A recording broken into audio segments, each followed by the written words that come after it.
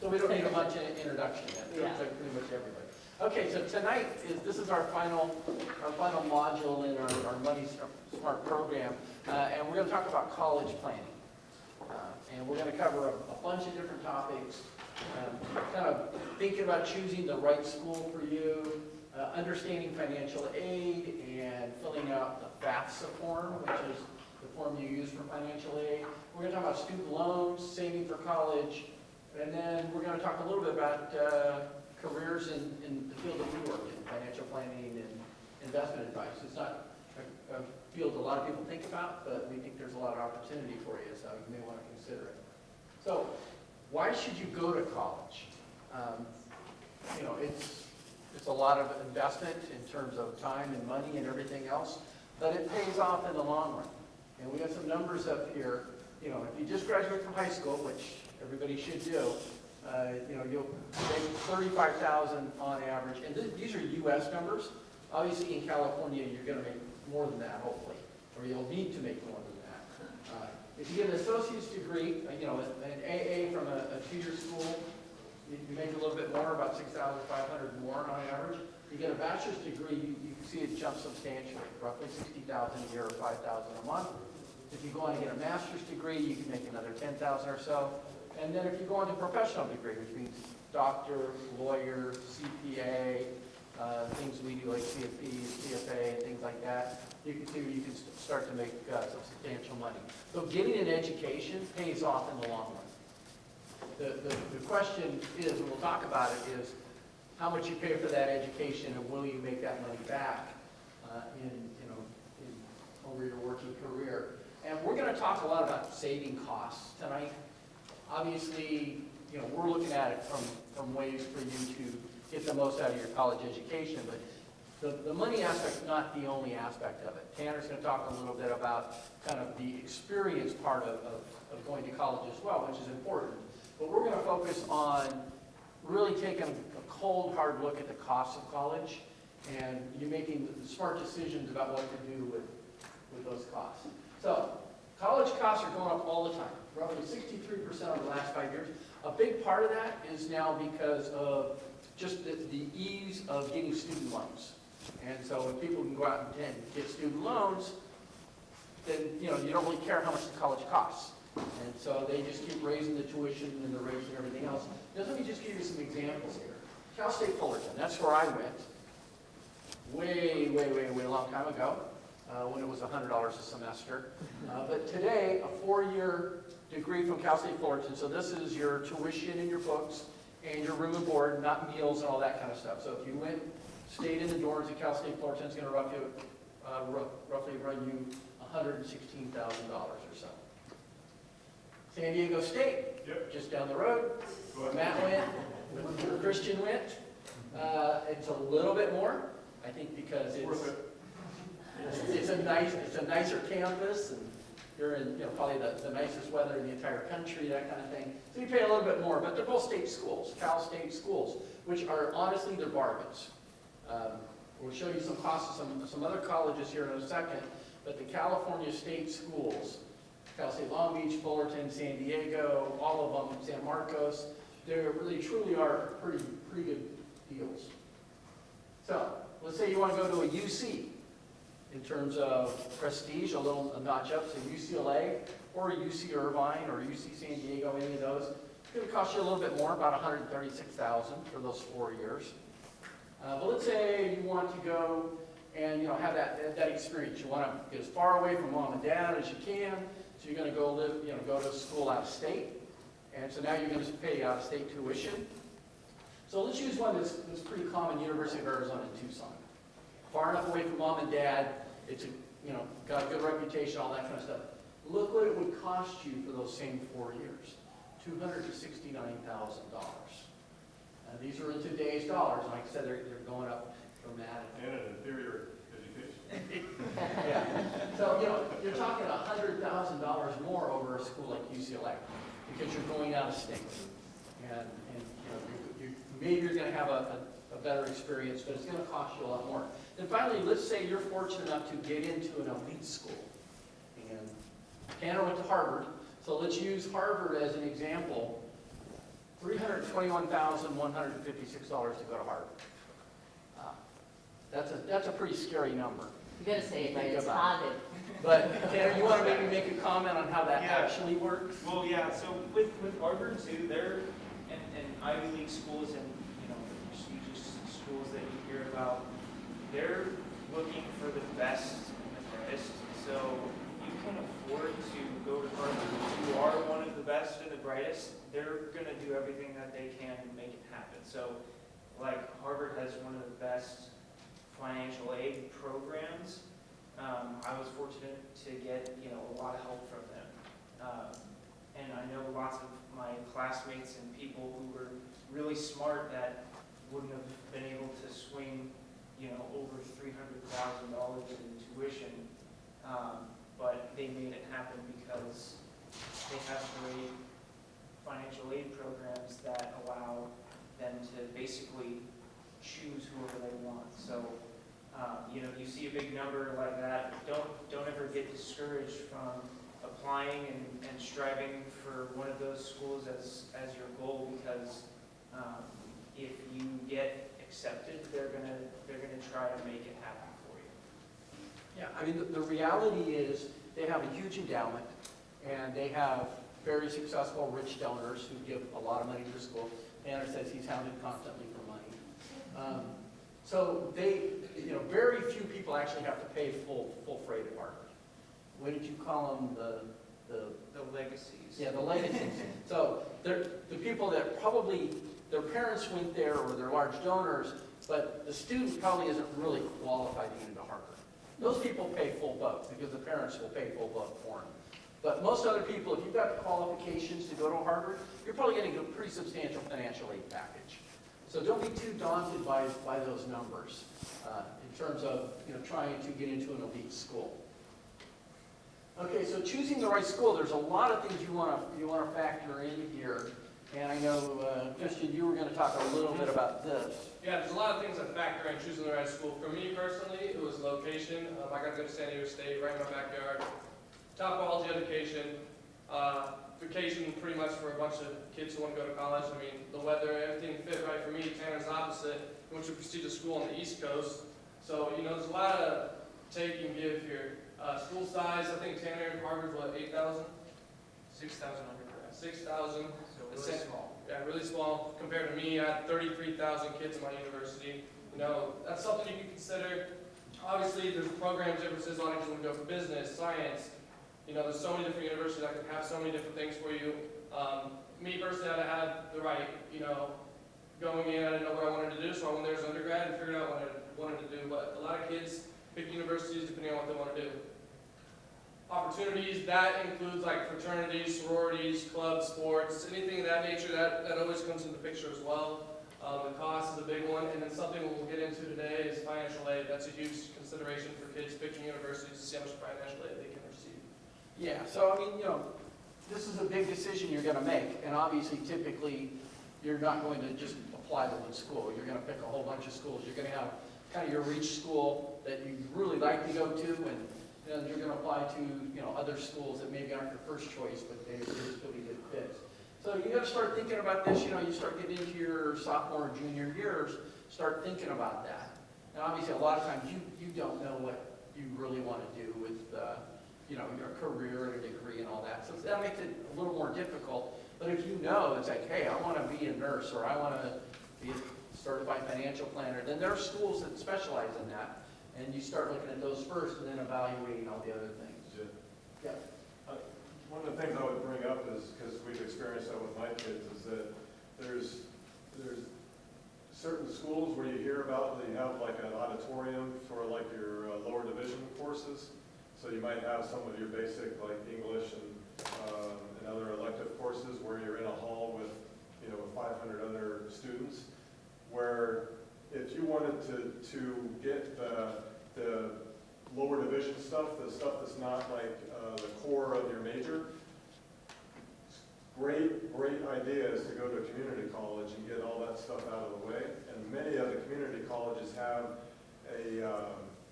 an agreement or an arrangement with the university, particularly a state school, so where if you do well in that community college or that junior college, you get automatic enrollment into that university for your final 2 years for all of your upper division coursework, which is what we call your major that you choose. And so especially if you are not in a sports program or band or one of the other things that get you into a particular school, it might be a good idea to save a whole lot of money, because you're talking about that tuition, multiplied by 2 instead of by 4.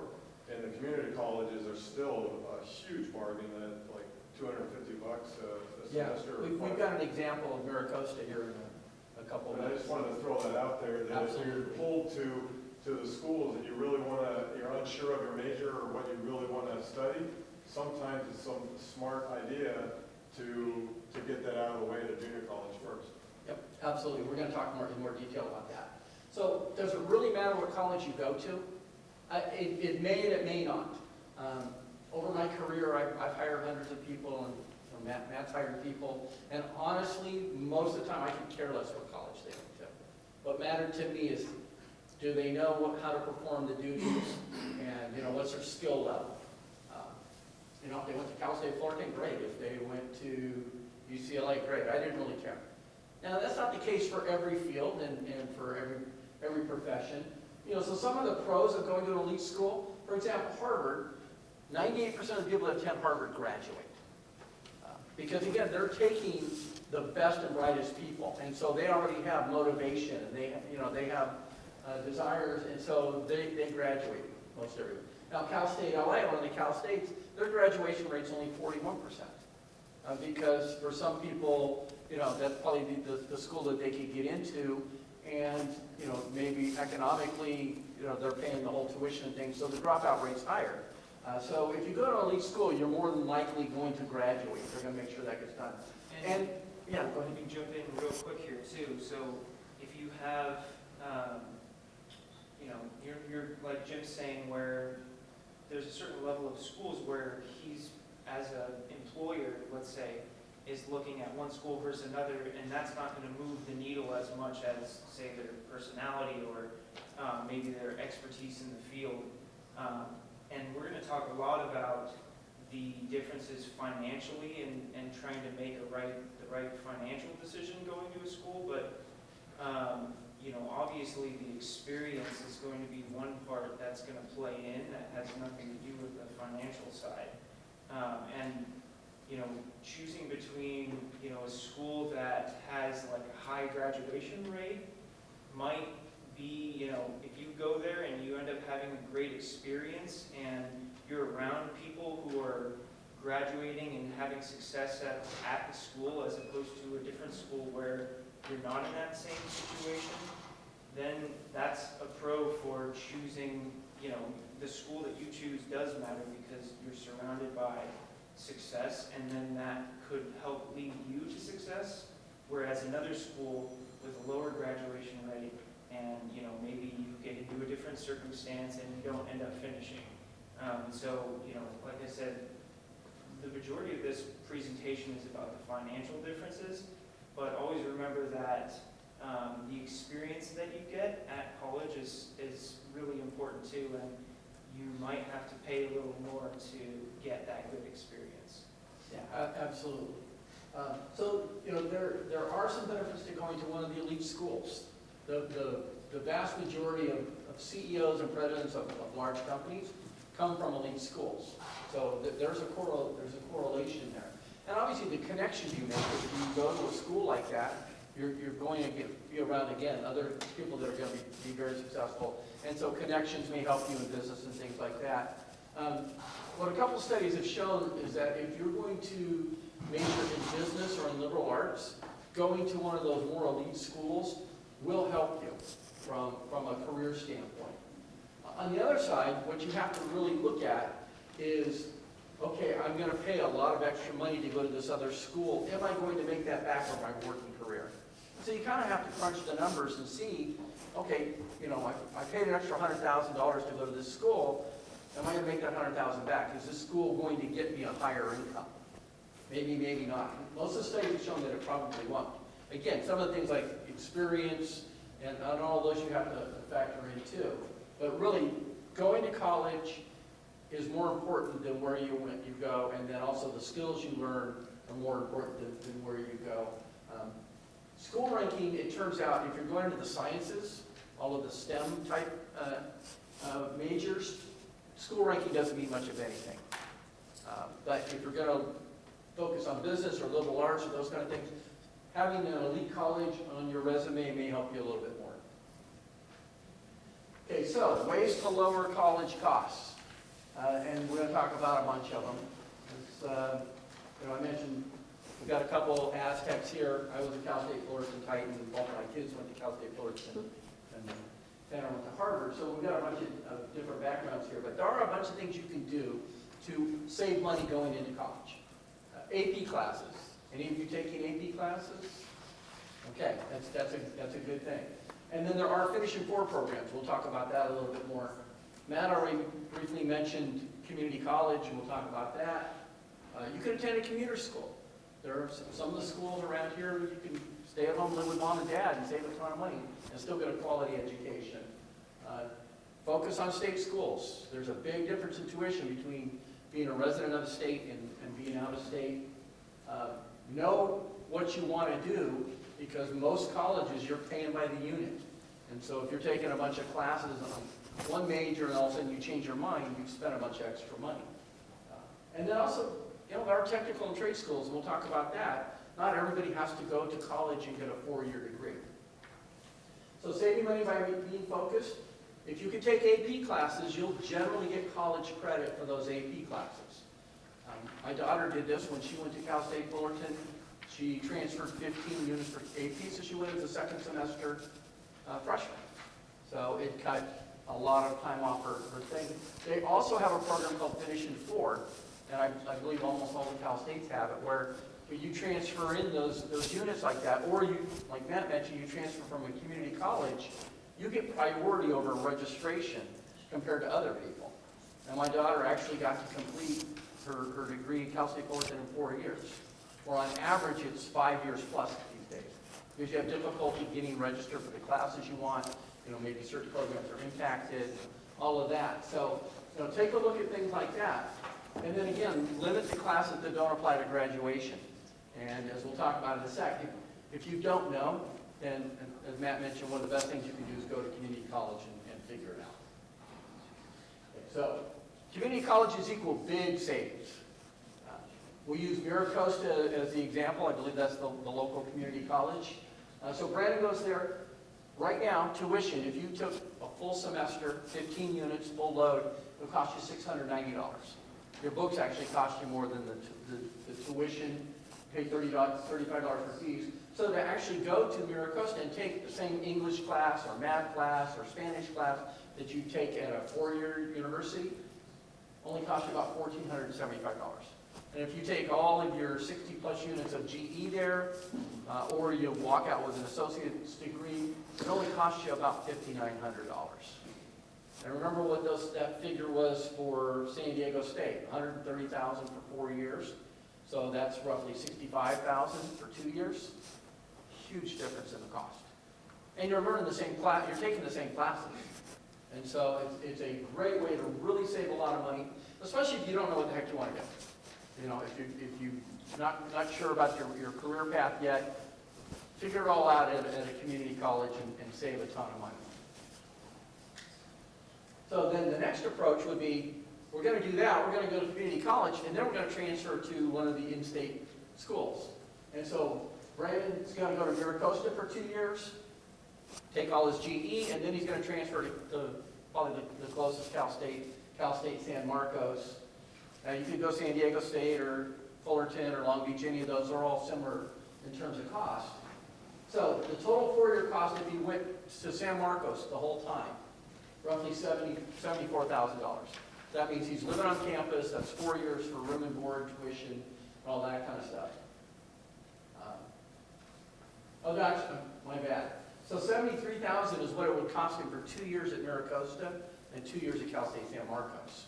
If you went to Cal State San Marcos for all 4 years, it's that $135,000 figure. So by doing 2 years of community college and then 2 years at San Marcos, still walking out with a degree from San Marcos. And again, employer's not gonna know that you went to community college for the most part. You're gonna save about $61,000 in tuition and other costs. Now, if Brandon lived at home instead of staying in the dorm, that savings is about $78,000. That cost of that 4-year college education gets down to about $47,000. Jim, don't they make you walk in a different line though? Nope. When you graduate? No, and as Matt mentioned, a lot of times schools that are, the Cal States, the UCs are hard to get into. If you have all of your undergrad or your GE done at community college, it's a lot of times easier to get into that school. The UCLAs, the UCIs, they'll give preference to transfers who have completed the program there. So again, it's just something to consider. We're focusing more on cost savings and being money smart, not necessarily is that going to give you the best college experience. As Tanner mentioned, that's important. Yeah. And I believe if you do the 2-year and go into like a UC, I just know this from family members.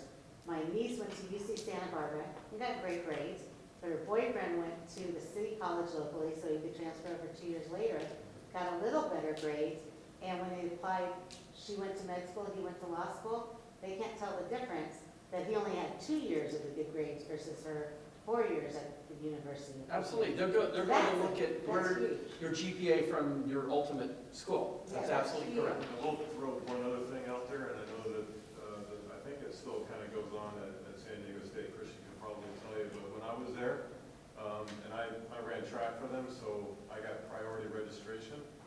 Huge deal, because if you go to any of those lower division classes, the first couple of years, there's this line of people that they sign their name on the outside of the door that they're called crashing the class. And you have to sign up that and hope and pray that somebody else is going to drop it in time for you to be able to move up that list and be able to take that class. So if you have another activity or a sport, if you're lucky enough to be able to do that at a college level, you get what's called priority registration. So you get to be able to select your classes before the rest of the student body does. And in our case, 35,000 people competing for those same lower division, the same English classes, the same history classes, all the prerequisites are the same for a lot of the different majors. So it makes a big deal if you get some priority from coming from a community college and being able to just go right into your major classes, which tend to be like half the size, and you're able to register with them with the regular population and not have that big of a problem. Yeah, absolutely. Like you said, my daughter was able to finish in 4 years because of a similar program. Okay, so then if we compare that to that University of Arizona, so Brandon goes away for 4 years at U of A and lives off campus and all that. That's we talked about before. That's $269,000. If he does 2 years at Miracosta, 2 years at San Marcos, you're saving almost $200,000. So you just be aware of ways to save on money, and then you got to evaluate: am I going to get that much better of an education and experience at U of A? Maybe so. And if you can afford it, great. But if you can't, there are other ways to get that education and save on some money. And so the next one is trade or technical schools. If you know, hey, I want to go into fashion, or I want to be an auto mechanic, or a chef, or a photographer, those don't necessarily require 4-year degrees. And you can get degrees in those fields, but you can go to a vocational or trade school, and you can come out with the skills needed, and those are high demand jobs that pay just as well as most of the college degree programs do. So if you know that's something you want to do, that's kind of your passion, then consider going to a trade school. You want to get a degree, you can still do 2 years at a junior college, do all your general ed, and then maybe get a degree in photography or culinary arts or whatever as well.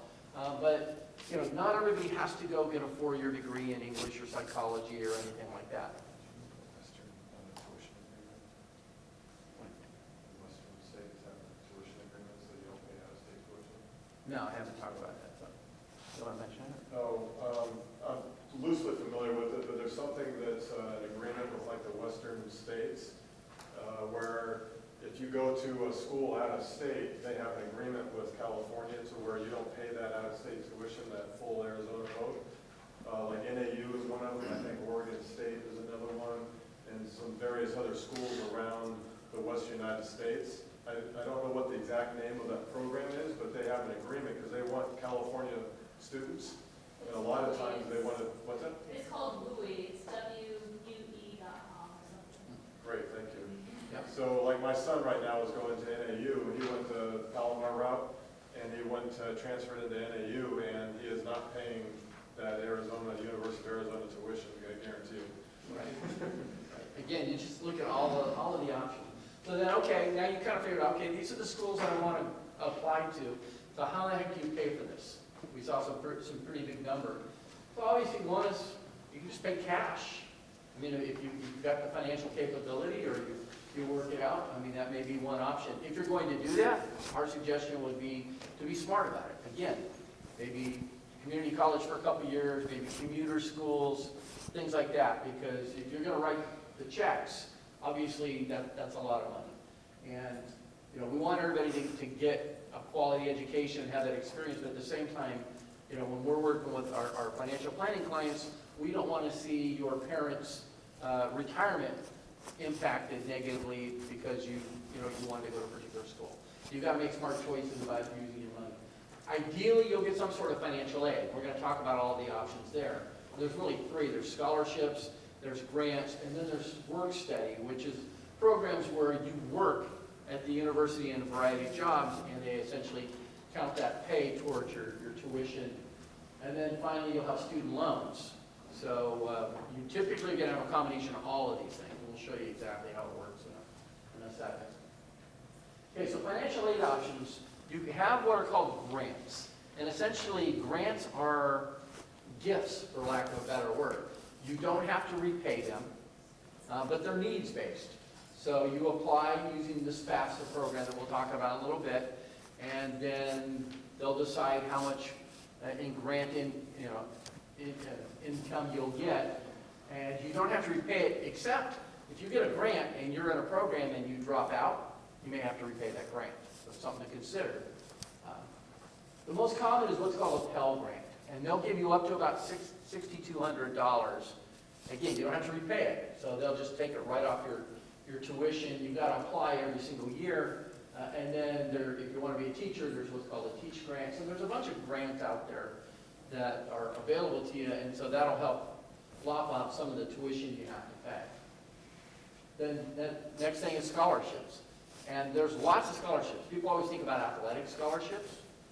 Tanner had an athletic scholarship. It sounds like, man, you had an athletic scholarship. So that's one way. But there are lots of other ones. They're not all either needs-based or athletic-based. There are plenty of academic scholarships, and there's scholarships based on certain talents and things like that. They're offered by all kinds of organizations. The federal government offers scholarships. The colleges offer scholarships. Tanner mentioned, he didn't have to pay the $311,000 at Harvard because they offered him scholarships based on talents. Private organizations, for example, I'm on the board of the Financial Planning Association. Every year we offer a scholarship to someone who's getting a degree in financial planning. And then all the local community organizations, all of that. So they each have their own eligibility rules, so you kind of have to do some research and figure out, is this something I'm eligible for? And then you also need to know when the deadlines are for applying and getting these scholarships. There's about, if I remember right, there's over 20 scholarships just through Carlsbad High School that you may or may not be aware that they exist. Anything from a couple $100 up to a couple thousand or more for different reasons from different organizations and different private donors that just want to help give you a leg up. For instance, my wife was an ASL teacher here for a long time, and they did a grant or a scholarship for people choosing to study ASL in college. Right. So you never know unless you actually go and look and exhaust all of your resources that are available to you. Sometimes it's just you're the only one that applied for it, so you get it. Yeah, honestly, like I said, we for the Financial Planning Association, yeah. And also, become comfortable with going into the guidance office, because that's where all the scholarships are at both of the high schools. So make sure you're comfortable going in there, talking to the counselors, talking to the guidance tech. That's your best friend. Make sure that you go into the guidance offices, and that's where all the scholarships are. You know, like I said, at Financial Plan Association, every year we award a scholarship to somebody's studying financial planning. A lot of times we don't get very many applicants. I mean, you know, people just don't apply to these things. Mhm. And there's lots of different ways you can do it. You know, if you're, you know, a military family, you have veterans or people who are active duty, or if you're minorities or women, you know, those kind of types of classifications, there are plenty of scholarships. And then, you know, artistic scholarships, or my son he's a professional musician, he got a music scholarship, things like that. Your church or your charity groups, there's all kinds of people that are going to offer scholarships. Are they going to be huge? No, but every little bit helps. And so the trick is, you got to start searching for them. So I mean, if you just Google, you know, scholarships, Carlsbad, that kind of thing, tons of them are going to come up.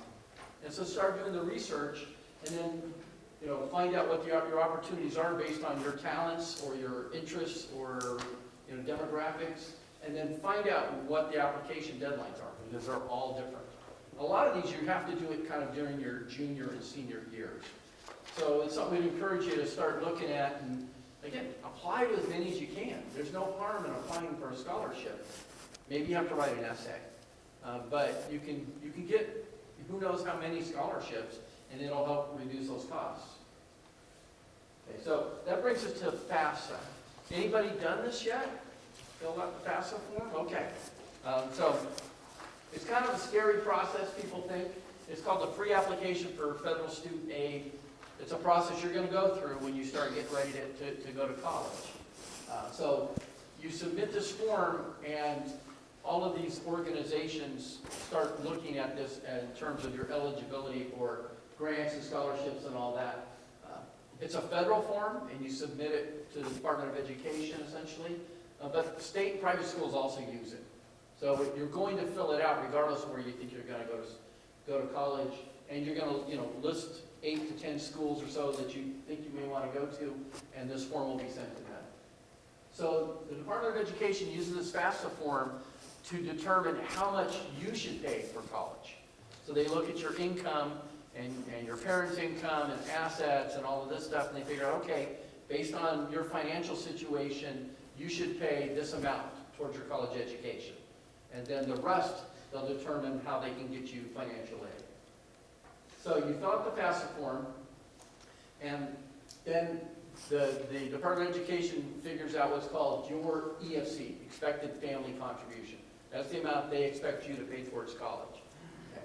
So they come up with that, and then they send out this report. So you know how much aid you're available to, and then they send this out to the colleges that you're applying to. And then the colleges use that to determine, once they figure out whether they want to accept you or not, then they'll determine how much financial aid they're going to give you and what kind of package they're going to give you. So then they send you a financial aid award once you've been accepted to the college. So step 1 is you get accepted. Step 2 is they'll send you an award and say, okay, we're going to give you this package of financial aid. So as an example, let's say Brandon was just offered financial aid to ABC. So he got into ABC University. The cost of attendance, which is tuition and fees and books and all that, is $35,000. So ABC said, we'll give you a $10,000 scholarship based on some kind of merit or whatever. So now your net cost is $25,000. And on that $25,000, we'll give you $20,000 in student loans. So you're going to have to borrow the money, but we'll give you $20,000 in student loans, meaning Brandon or his family is going to have to come up with $5,000 to pay for college. So that's kind of the way it works. It's going to be a combination of, you've got to come out of pocket for some of it, we'll give you student loans for some of it, maybe we'll give you grants and scholarships for some of it, and that's how college gets paid for. Okay, so some tips here. Very, very important to fill out that FAFSA form as soon as possible. Normally, October 1st is like the starting point, and you want to do it as immediately as you can. The reason is each school kind of has a pot of money they're going to use for financial aid, and once they've given it out, there isn't any more. And so if you delay, then there may not be any more financial aid available at that particular school. And so you want to fill out that FAFSA form as quickly as possible.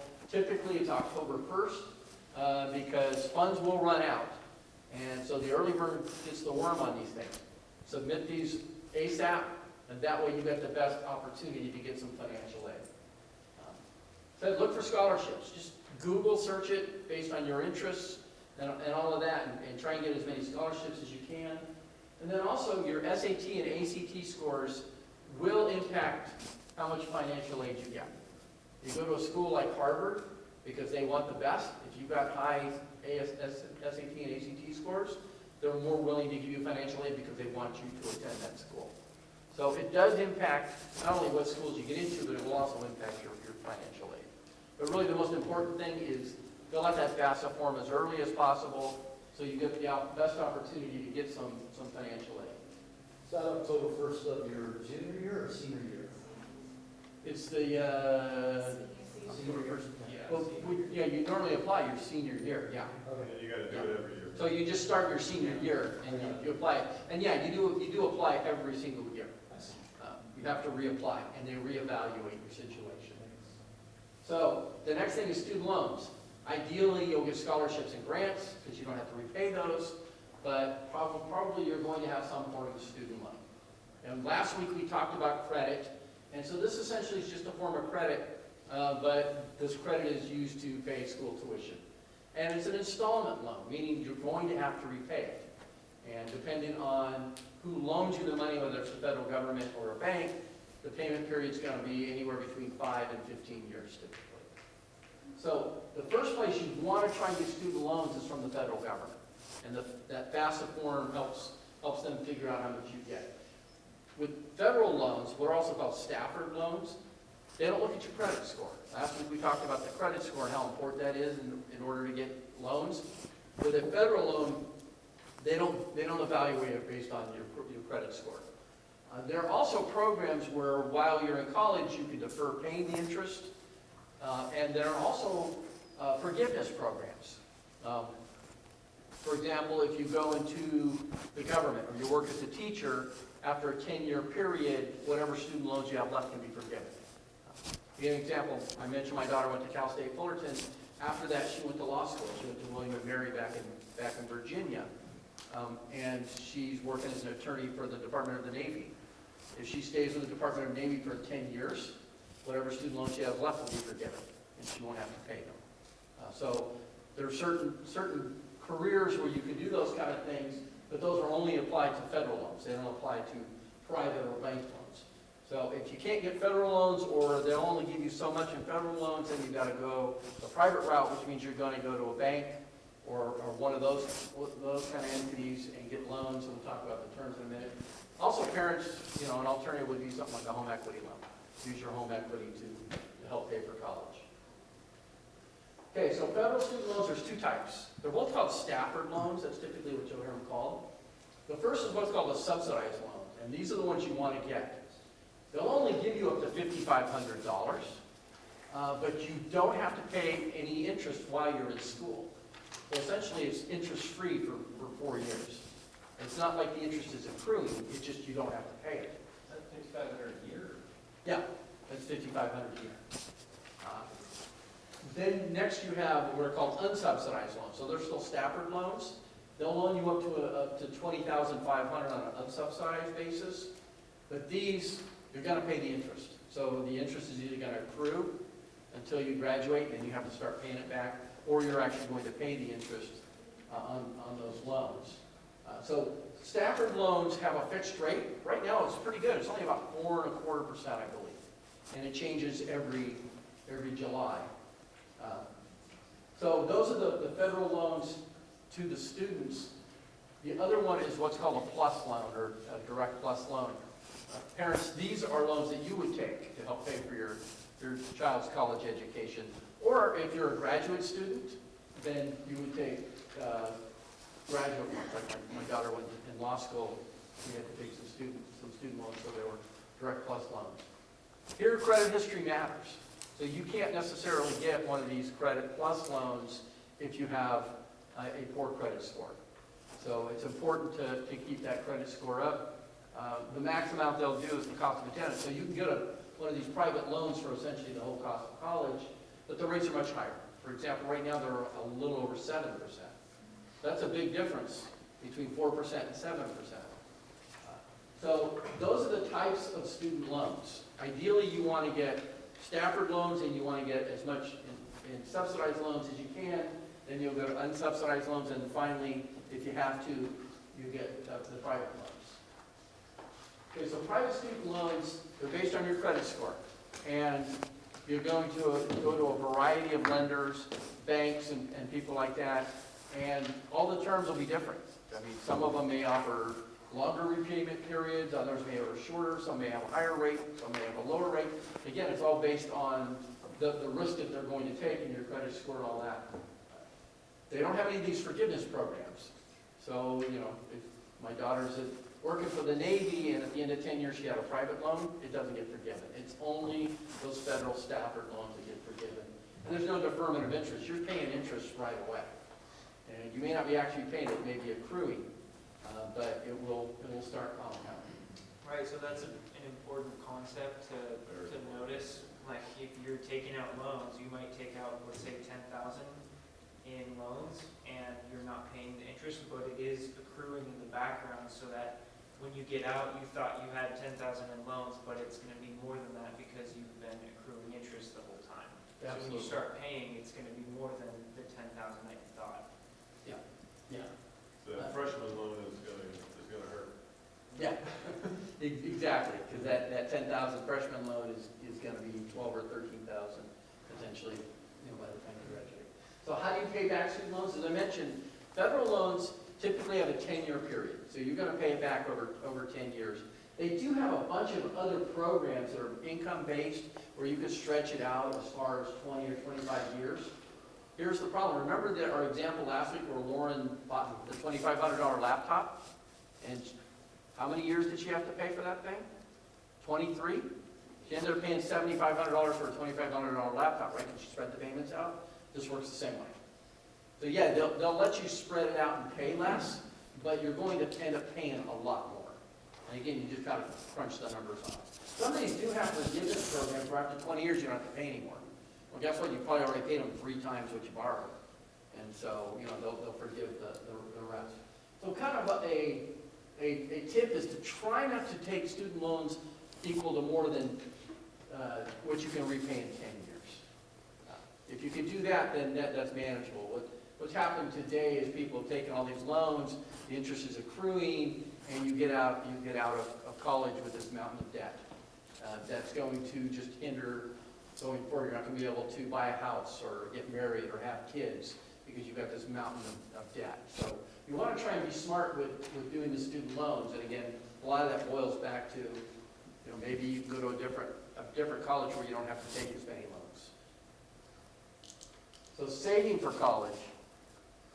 The trick here is you want to start as early as possible.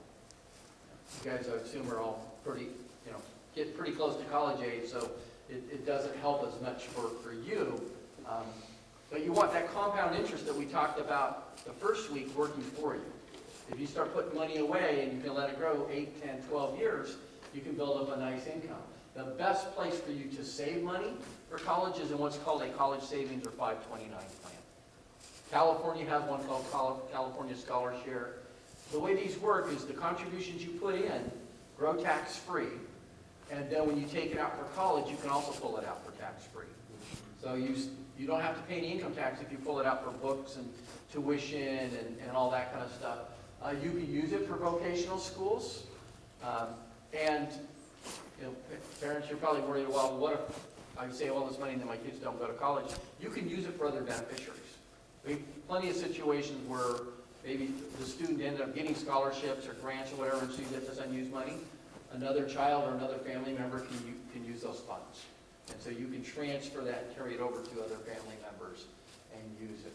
Do you have a question? Yeah. So if a parent has a 529 and the child's the beneficiary, Yes. does it affect the child when they go for For leave? FAFSA? Yeah, I guess. Yeah, it will count. It will count as an asset on the FAFSA form. So do you just change the beneficiary to a different person while you're applying? No, I mean, because they're gonna look at the parent and the child, and so it doesn't really matter which person's name it's in, it's gonna impact the amount of financial aid you'll get. But if Now, the I- one exception, Yeah. grandma and grandpa. If grandma and grandpa have the 529 plan, it's not counted as an asset for them because they're not part of the form. So, you know, So it's You counted as that parent's asset, it will count as a parent's so it asset. doesn't matter who the parent is. Yep, that's right. So let me give you an example. So let's say Lauren's 10 years old. So we have a little bit of a window here. So mom and dad, or grandma and grandpa, or both, put $250 a month away towards college in one of these California Scholarship or one of the others. So when Lauren's hitting 18 years old, and she's ready to go to college, that will have grown to $236, which can be pulled out tax-free to pay for college expenses.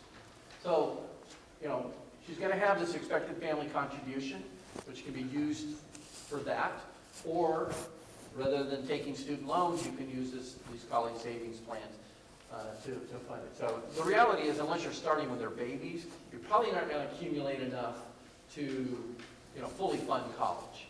But it'll either lower your loan costs, or you'll be able to do your effective family contribution.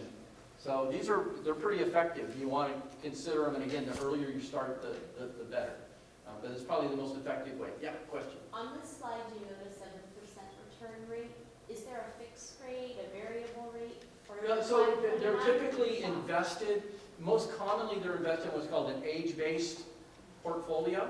So when you're 2 years old, we know we have 16 years, so that's invested a little bit more aggressively for growth. And as you get older, like when you start to get to 18, it's going to be primarily in cash, so you don't have big market swings. But you can invest in, there's tons of different choices and options, but typically that's what you're going to use in one of these age-based portfolios. It gets more conservative as you get closer to college age. Anything else, guys, on that? Okay. All right, so then kind of the last topic we wanted to cover are careers and wealth management. Probably none of you have thought about this, but if you've been sitting through this for the last couple of weeks, you think, you know what, this stuff's kind of interesting. This is a fantastic career. Maybe you'd want to consider it.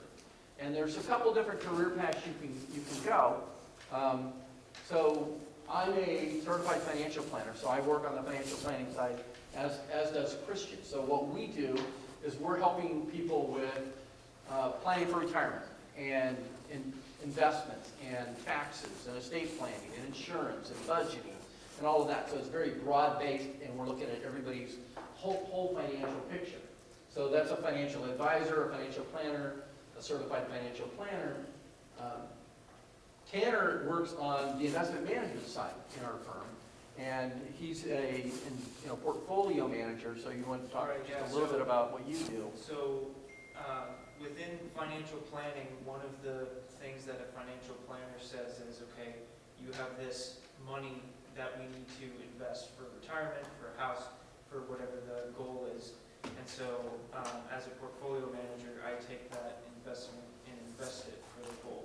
So whatever the goal is, and however risky or not risky we need to be, I help cater their allocations to their needs and make sure that they're in good investments and keep an eye on the portfolio and make trades and make decisions in the investment world. And so what a lot of people don't realize about our field is, always think, oh, you got to be a math whiz. No, I mean, we're actually, it's a service profession. I mean, we're talking to people on an emotional level and looking at a bunch of things, and we're helping people. And it's really rewarding when we help someone save for retirement or pay for college and things like that. So it's a very rewarding profession. It's not just about crunching numbers. Yeah. Forgot about the exciting world of compliance and operations.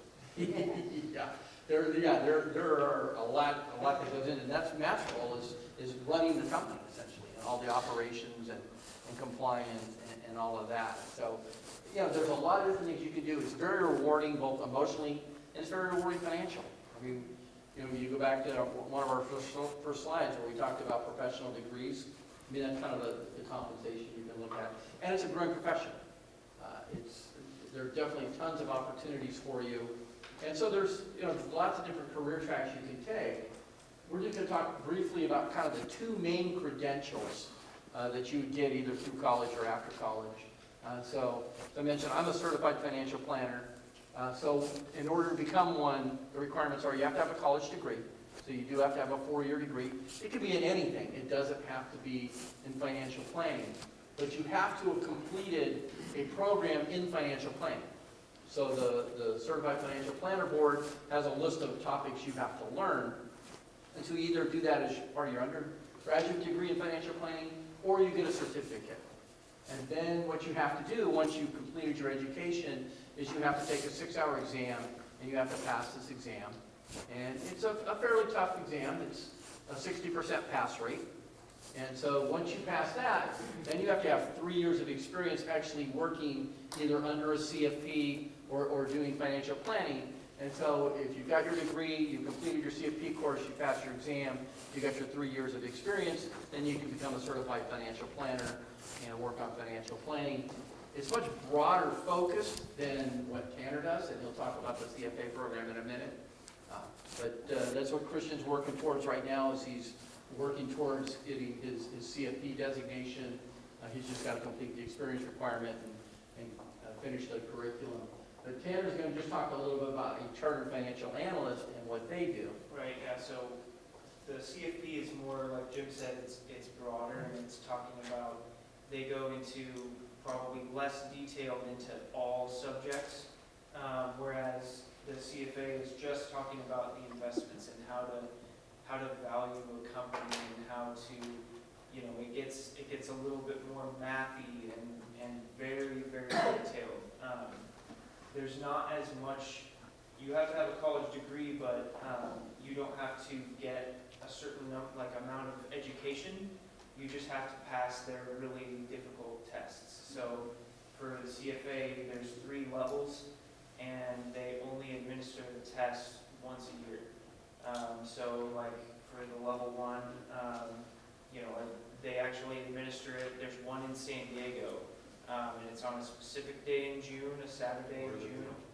Yeah, and it's in the Viejas Arena, so actually, which is where San Diego State plays basketball. So like they set up tables on the court, and it's a silent, ominous room there, and you're in there for 2-3 hour sessions. So 6 hours in total. The level 1 pass rate is 41%, and the level 2 pass rate is 41%. They give you a little break on level 3, which is 53%. So,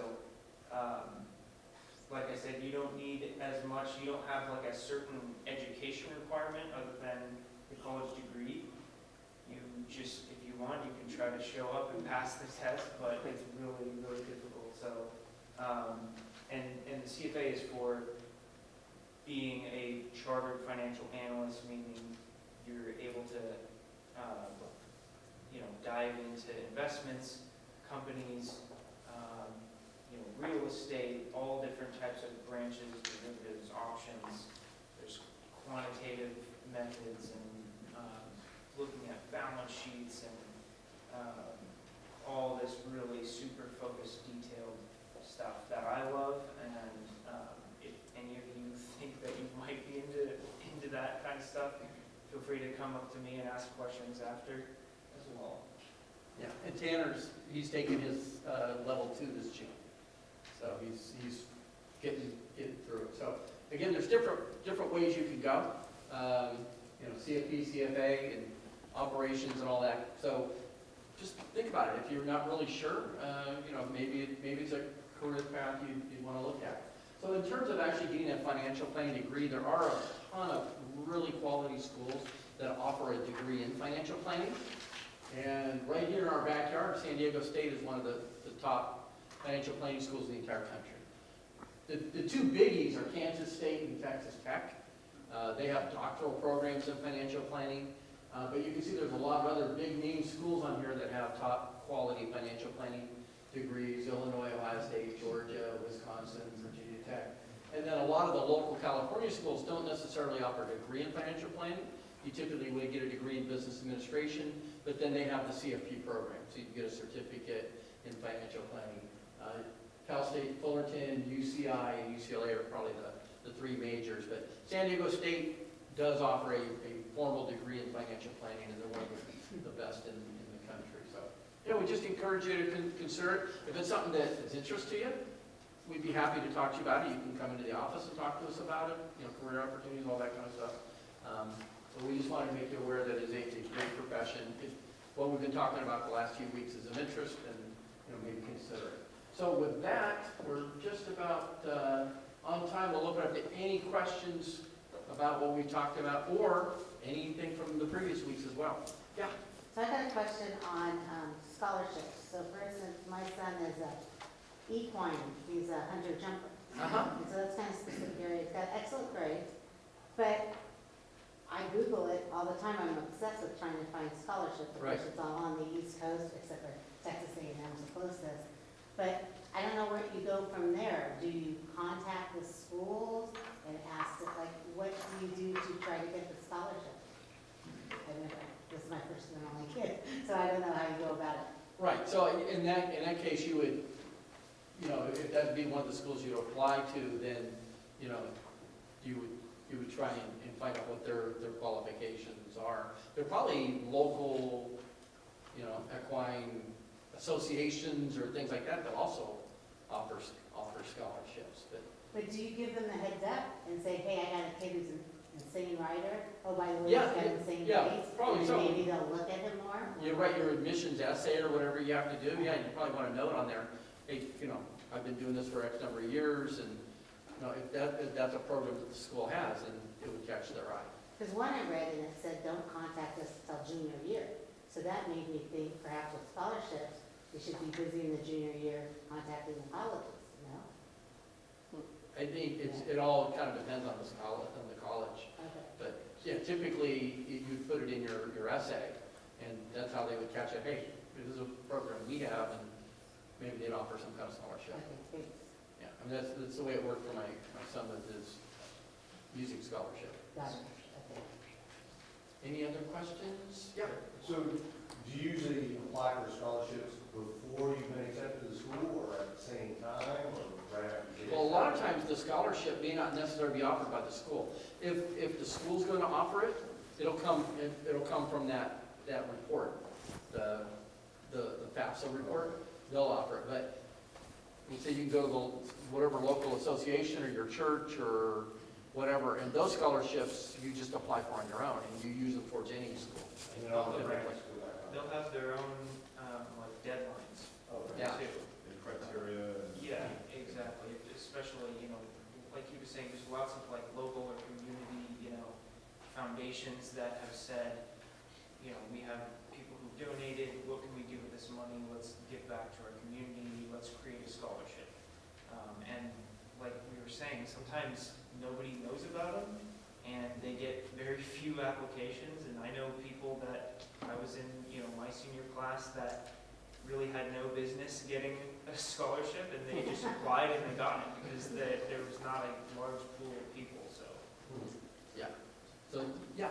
I was just gonna say, if your son is equine, is that what you said it was? Yeah, of course. I would look at, there's Naviance, I don't know if you've heard of it, but there's a whole bunch of scholarships that might, I don't know, it's called Naviance. It's totally endorsed by Carlsbad Unified. It's part of our counseling program. Naviance is part of our counseling program for the district. So each of your students should have a Naviance account in high school, starting as a freshman, and filling in all of that information. So as they go along, so when they apply to colleges, when they are junior and senior, all of that information is in their Naviance account, and they can work with the counselors on that. And going back to what you were talking about with scholarships, you have to be really careful too, because if you're an athlete and you get a scholarship and you start applying for some of these other peripheral scholarships, it could take away from your athletic scholarship. So you have to really talk to your counselor about those things as well. But there's very, very few that get a full athletic scholarship. Yeah. And so my daughter went to Carlsbad High School and she went to C.U.S.D. and she ran track for them, did not get a big athletic scholarship for that, but she applied for every scholarship through the school, through the guidance office, and she got 5 or 6 just small scholarships, but they all added up to, a few $1,000s. Sure. So it's definitely worth your time to exhaust all of your opportunities start in your local area and then expand out from there, and that's probably a good strategy for trying to maximize your opportunities. And don't wait until you've been accepted to a particular school. Get on that when you're a junior and you're starting to take your SATs and your ACT tests, because like Jim said, sometimes that opens up more opportunity that might be score-based, or there might be some grade-based, or there might just be a local community that just is looking to give $1,000 out to a good kid. And if you're the only one that applies for that, you're the good kid. Yeah, and, you know, for every dollar you get in scholarships, that's $1 less you have to go borrow. Or pay San out of Diego pocket. Foundation too has scholarships that they offer out. Keep an eye out for that. They're always looking. That's a foundation that has a lot of people that contribute money to it. So they're always looking to give away money. Yeah,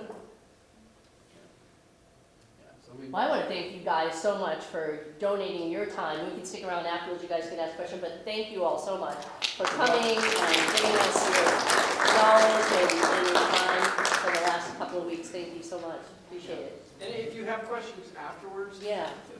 feel free to just reach out to us. We'd be happy to answer any of your questions or talk to you about anything, so. Thank you. Thank you all for coming. Thank you guys for coming, appreciate it.